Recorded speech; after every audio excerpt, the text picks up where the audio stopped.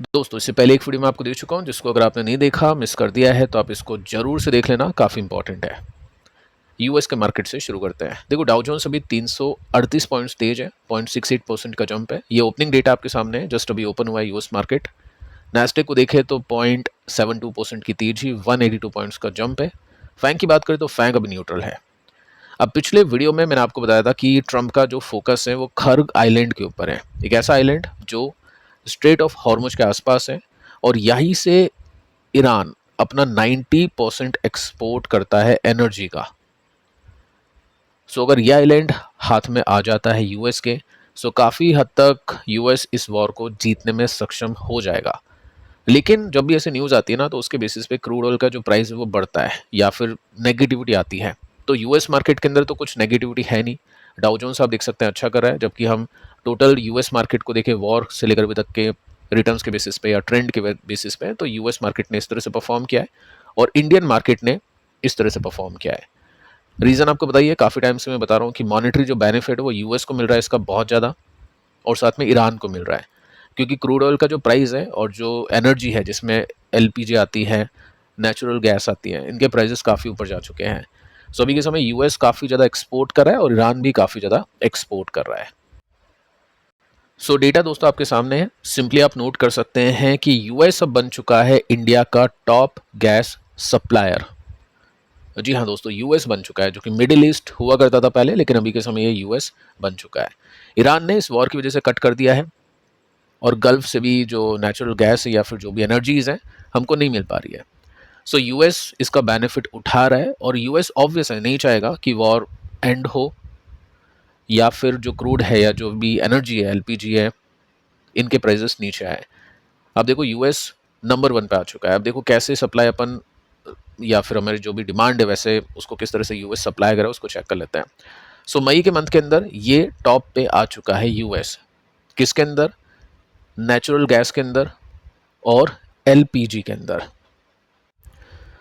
इस वॉर ने यूएस को काफ़ी अमीर बना दिया है। टैरिफ पहले एक रोल प्ले करा था यूएस को काफ़ी अच्छा बेनिफिट देने के लिए, लेकिन उसके बाद में सुप्रीम कोर्ट ने उसको लीगल घोषित किया। उसके बाद में ट्रंप ने वेनेजुएला के ऊपर अटैक किया, ऑयल जो भी सप्लाईज था उसको अपने हाथ में लिया। उसके बाद में आप देख सकते हैं जो वॉर होती है उसके बाद में यूएस ने काफ़ी अच्छा इसका बेनिफिट निकाल लिया है। साथ में स्टॉक मार्केट ट्रेड में भी यूएस अभी बहुत आगे है। ट्रंप ने काफ़ी अच्छे ट्रेड्स किए, वो भी आपको बताइए। सो ये सब डेटा हम इस वजह से देख पा रहे हैं ताकि रियलिस्टिक एक्सपेक्टेशन रखें कि मार्केट अभी शायद ना चले, क्योंकि ट्रंप इस वॉर को एंड करने के मूड में ना है। कितनी भी हम न्यूज़ देख ले, कितनी भी हम धमकियाँ देख ले कि आज रात को अटैक होगा, बट वैसा पॉसिबल नहीं है, क्योंकि बेनिफिट अभी यूएस के हाथ में है। साथ में आप देख सकते हैं कि यहाँ पे वॉशिंगटन ने यानी यूएस ने पुश किया सेल करने के लिए US energy south Asian countries को, जिसमें इंडिया भी आ जाता है। अभी ट्रेड डील के अंदर भी मुझे लगता है, देखो बातें तो ऐसी हो रही हैं कि इंडिया कुछ ना कुछ कमिटमेंट देकर आएगा कि इतने बिलियन डॉलर्स की हम एनर्जी आपसे बाय करेंगे, तब जाके कोई डील होगी। सो ये सब चीज़ें मॉनेटरी बेनिफिट के लिए है कि कैसे तैसे करके यूएस को स्ट्रॉन्ग किया जाए। जो भी प्रॉब्लम है, जो भी कर्जा है यूएस के ऊपर, वो तो एक नेगेटिव पॉइंट है, लेकिन उसके साथ में कुछ पॉजिटिव पॉइंट यूएस ऐड करना चाहता है। सो अब देखिए दोस्तों, यहाँ पे हुआ क्या है। इंडिया क्या करता है, मैक्सिमम यानी अपना 60% जो भी ज़रूरत है उसको इंपोर्ट करता है बाहर से, एलएनजी और एलपीजी। 60%। क्रूड की बात करें तो वो 80-90% है, लेकिन गैसेस की बात करें तो ये भी 60% है। बाकी अपने पास में अवेलेबल है, और उसकी भी खोज जारी है कि हम और कुछ भी इंडिया से ही निकाल पाए। अब यहाँ पे हुआ क्या, वॉशिंगटन ने या यूएस ने 6,30,000 टन एलपीजी मई में इंडिया को सप्लाई की है। अब ये रफली 60% मोर है, यानी अपने को जितनी ज़रूरत है उससे 60% ज़्यादा मई की। ये हर मंथ होता है, ठीक है। साथ में आप देख सकते हैं यहाँ पे एलएनजी की बात करें तो 9 लाख टन सप्लाई किया जा चुका है। हम 60% डिपेंड करते हैं इंपोर्ट पे, तो 40% तो अकेले यूएस ने उसको दे दिया है। सो कितना बड़ा भाग हम यूएस से अभी इंपोर्ट करें। सो ये एक बहुत बड़ा पॉइंट है, जिसकी वजह से मुझे लग रहा था काफ़ी टाइम से कि वॉर एंड होगी नहीं।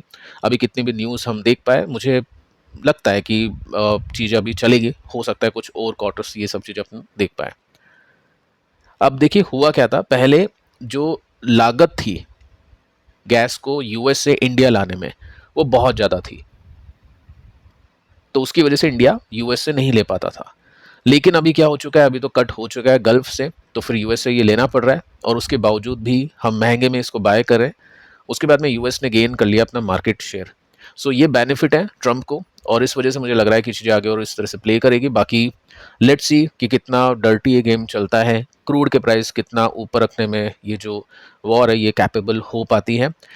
ईरान को भी इसका काफ़ी अच्छा बेनिफिट मिल रहा है, ईरान भी काफ़ी अच्छे एक्सपोर्ट्स कर रहा है, कुछ सैंक्शंस भी ईरान पे हटे हैं, तो दोनों पार्टीज नहीं चाहेगी कि ये वॉर अभी ख़त्म हो। सो अब दोस्तों बात कर लेते हैं आईटी के ऊपर। एक बड़ी अपडेट आती है टीसीएस की तरफ से, चेक करते हैं इसको क्या है, और भी कुछ इंपॉर्टेंट डेटा मैं आपको यहाँ पे देने वाला हूँ। तो टीसीएस के स्टॉक के अंदर आज 10:30 के आसपास एक स्ट्रॉन्ग बाइंग आती है, और उसके बाद में टीसीएस का स्टॉक ऊपर जाने की कोशिश करता है, बट वही बात है, सेलिंग प्रेशर आता है। आज टोटल मार्केट में सेलिंग प्रेशर था, तो उसकी वजह से थोड़ा सा नीचे आके बंद होता है। न्यूज़ क्या है, न्यूज़ आप देख सकते हैं 10:30 के आसपास की न्यूज़ है। न्यूज़ आती है कि टीसीएस ने एंथ्रोपिक के साथ में पार्टनरशिप की है।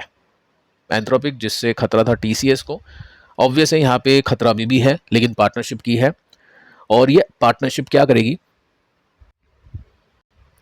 टीसीएस के एआई बिजनेस को एनहेंस करेगी। साथ में 50,000 यानी 50,000 एम्प्लॉइज ट्रेन किए जाएंगे क्लाउड मॉडल के साथ में। ठीक है, सो अच्छी अपडेट है। बातें तो यही चल रही है कि एआई आईटी कंपनीज को खा जाएगा, लेकिन जो भी आईटी कंपनी के स्टॉक्स को बाय करे, जैसे पराग पारिक फ्लेक्सी कैप फंड हो या कोई और इन्वेस्टर हो, वो यही कह रहा है कि अभी दिक्कतें हैं, लेकिन आगे चल के आईटी कंपनीज एआई को अडेप्ट करेगी और साथ में इनको सपोर्ट करेगी। इतना अच्छा नहीं कर पाएगी ऑब्वियस है, जो अभी प्योर जो एआई कंपनीज है वो आपको अच्छे रिटर्न्स कमा के दे रही है, जिसमें नैस्डैक है। लेकिन हाँ, डेफिनेटली यहाँ पे गेम ओवर नहीं होगा आईटी कंपनीज का, ऐसा सुनने में मिलता है। मुझे क्या लगता है पर्सनली, उसको भी आगे चल के चेक करते हैं। फिलहाल आप देख सकते हैं अब इस कंपनी की वैल्यूएशन आ चुकी है 14 पर, यानी बहुत कम है। सीरियसली यहाँ पे मार्केट कैप हाफ हो चुका है। 15 लाख करोड़ की कंपनी अभी आपको 7 लाख करोड़ में अवेलेबल है। इसके बाद में आप देखोगे वैल्यूएशन एक टाइम पर 40 तक पहुंच गई थी, 40 तक ये पीक बना था, टॉप बना था। उसके बाद में बॉटम हिट तो अभी तक हुआ नहीं है, लेकिन डेफिनेटली यहाँ पे देखते हैं बॉटम कहाँ पे हिट होता है, क्योंकि ज़्यादा नीचे अब बाकी नहीं है। ये जो प्रीवियस बॉटम्स थे 20, 18, 16, इन सब के नीचे आ चुका है टीसीएस का स्टॉक। ईपीएस आप देख पा रहे हैं ना, ये बहुत शानदार है, ईपीएस में कोई दिक्कत नहीं है। लेकिन दोस्तों क्वेश्चन आपके दिमाग में ये होगा कि ईपीएस तो बहुत बढ़ रहा है, लेकिन स्टॉक नीचे जा रहा है। देखो होता क्या है कि वैल्यूएशन हमेशा फ्यूचर के हिसाब से होती है। पी रेशियो आपको आगे के जो नंबर्स होते हैं उसको प्राइसिंग करके बताता है। अगर किसी के नंबर अच्छे आने वाले हैं कंपनी के, जैसे कुछ और कंपनीज हमने देखी 100 के पी पर चल रही है, क्योंकि उनके नंबर्स अच्छे आने वाले हैं ऑर्डर बुक की वजह से, तो उनकी वैल्यूएशन ऊपर होती है। जिन कंपनीज के नंबर्स खराब आने वाले हैं उनके ईपीएस आज नहीं तो अगले कुछ क्वार्टर में डाउन जाएंगे, तो वैल्यूएशन उस हिसाब से पहले दे दी जाती है। तो फिलहाल आपको ईपीएस काफ़ी अच्छा देखने को मिलेगा, लेकिन पॉइंट ये है कि अगले कुछ क्वार्टर में या कुछ साल में ये जो ईपीएस है इसमें उल्टी गंगा बह सकती है, यानी ये डिक्लाइन कर सकते हैं। अब बेट यही है, इसको कॉन्ट्रा बेट कहते हैं कि मार्केट को तो ऐसा लग रहा है, लेकिन अगर जो भी इन्वेस्टर यहाँ पे बाय कर रहा है, जस्ट लाइक पराग पारिक फ्लेक्सी कैप फंड, उसको मैं क्यों कहता हूँ, क्योंकि अब ये नंबर 1 फंड है एयूएम के हिसाब से। सो कॉन्ट्रा बेट, अगर ऐसा नहीं हुआ, ईपीएस नहीं गिरे या जितना वैल्यूएशन में है उतना नहीं गिरे, तो फिर क्या होगा, ये बाउंस बैक करेगी कंपनीज और काफ़ी बड़ी तेजी आएगी। देखो वैल्यूएशन की बात करें तो सिंगल डिजिट में पहुंच गई थी 2008 में, तो ऐसा तो नहीं है कि यहाँ पे बॉटम हिट हो गया। बैंक्स उससे भी नीचे आ चुके हैं। सो अगर गिरावट की बात हो तो यहाँ से और नीचे प्रोबेबिलिटी बनती है जाने की। ऐसा कुछ नहीं कि वैल्यूएशन अभी बहुत सस्ती हो चुकी है, अभी बहुत कुछ बाकी है सेल करने के लिए एफआईएस के हाथ में। सो यहाँ पर देखिए दोस्तों कुछ पॉइंट्स है जिसको समझना हमारे लिए काफ़ी इंपॉर्टेंट है, क्योंकि आईटी कंपनीज में इन्वेस्टेड है या फिर इन्वेस्ट करना चाहते हैं तो ये जानकारी तो आपके पास में होनी चाहिए। देखो फर्स्ट हम बुलिश पॉइंट को देखते हैं। कंपनी स्केल कर रही है, यानी टीसीएस की बात करें या अपनी जो आईटी कंपनीज की बात करें, वो स्केल कर रही है एआई पार्टनरशिप्स में। ऐसा नहीं है एआई एंटी एआई है ये कंपनीज, ठीक है, ये कोर एआई नहीं है, लेकिन ये पार्टनरशिप्स कर रही है, क्योंकि जो भी एआई कंपनीज है उनको ये कंपनी सपोर्ट करेगी। पहले एआई कंपनी नहीं थी तो बाकी जो टेक कंपनीज को सपोर्ट करती थी, उसी तरह से यहाँ पे सपोर्टिव काम इस कंपनी का होगा। अभी एंथ्रोपिक के साथ में अग्रीमेंट हो चुका है, तो ये प्लस पॉइंट है। प्रॉब्लम दोस्तों क्या है कि रेवेन्यू जो कन्वर्जन साइकिल है ना, ये अब स्लो हो जाएगा। इसका मतलब क्या है कि कंपनी एडेप्ट तो कर रही है, लेकिन स्लोली स्लोली काफ़ी पीछे हैं। तो वो जो एआई का रेवेन्यू है वो आने में काफ़ी टाइम लगेगा और उससे पहले रेवेन्यू ड्रॉप करेगा। ठीक है, यहाँ पे आप नोट कर सकते हैं कि फाइनेंशियल ईयर 27 में, यानी ये जो पूरा फाइनेंशियल ईयर है इसमें आईटी कंपनीज का रेवेन्यू ड्रॉप करेगा, ऐसा मानना है। तो इस वजह से स्टॉक पहले से ही बेचे जा रहे हैं। साथ में आप देख सकते हैं कि लागत भी ज़्यादा आएगी। एक तो रेवेन्यू टॉप लाइन ग्रो नहीं हो पाएगी, उसके बाद में क्या होगा, 5 से लेकर 8% इनको हाइक मैंडेटरी है, देना ही पड़ता है। तो फिर क्या होगा, प्रॉफिट के मार्जिन घटेंगे। लेकिन एक बेनिफिट यहाँ पे मिलेगा इसको, डॉलर इंक्रीज करने का। सो ये कुछ पॉइंट्स हैं जो समझने हैं। इसका मतलब ये है, मुझे भी ऐसा लगता है पर्सनली कि अभी आईटी कंपनीज में प्रॉब्लम है, डेफिनेटली हो सकता है कुछ क्वार्टर या कुछ साल रहे, लेकिन उसके बाद में आईटी कंपनीज रिकवरी देगी, अच्छी ग्रोथ आएगी। मैं ऐसा नहीं कह रहा हूँ कि एनवीडिया बन जाएगा, टीसीएस, लेकिन हाँ, जिस पेस के साथ में आईटी कंपनीज पहले चला करती थी उसी पेस के साथ में चलना शुरू करेगी। लेकिन बॉटम कब हिट होता है वो पता करना इंपॉर्टेंट है, वो अपन चेक करते रहेंगे टाइम टू टाइम, क्योंकि ऐसा नहीं है कि जैसे ही क्वार्टर के रिजल्ट अच्छा है या फिर चीज़ें सॉर्ट हो गई उसमें फिर टीसीएस चलेगा। नहीं, आईटी कंपनीज पहले ही चलना शुरू कर देगी, जैसे ही आपने अभी देखा कि पहले ही ये गिरना शुरू कर चुकी है खराब नंबर्स आने से पहले। तो अच्छे नंबर्स आने से पहले ही ये कंपनीज चलना शुरू कर देगी। वो चीज़ आपको समझाएगा टेक्निकल और डेटा, जिसके ऊपर अपन बातचीत करेंगे। सो कंपनी के टेक्निकल्स के ऊपर आए तो 49 यानी 50%, किसी ने उम्मीद नहीं की होगी कि 50% नीचे टीसीएस मिल सकता है। चलने में कई साल लगा दिए इसने, यहाँ से लेकर यहाँ तक आप देखोगे 2018 से लेकर 19, 20, 21, 22 इतना टाइम लग गया, 24 तक, ठीक है। और गिरने में टाइम लगा ही नहीं है। चलने में इतना टाइम लग गया, गिरने में बिल्कुल टाइम नहीं लगा। अल्टीमेटली कंपनी पीछे आ चुकी है, 2018 में आ चुकी है, इस और वैल्यूएशन तो और भी पीछे है। प्राइस आप देखोगे 2018 का प्राइस है ये, तो इतने साल कंपनी ने गंवा दिया।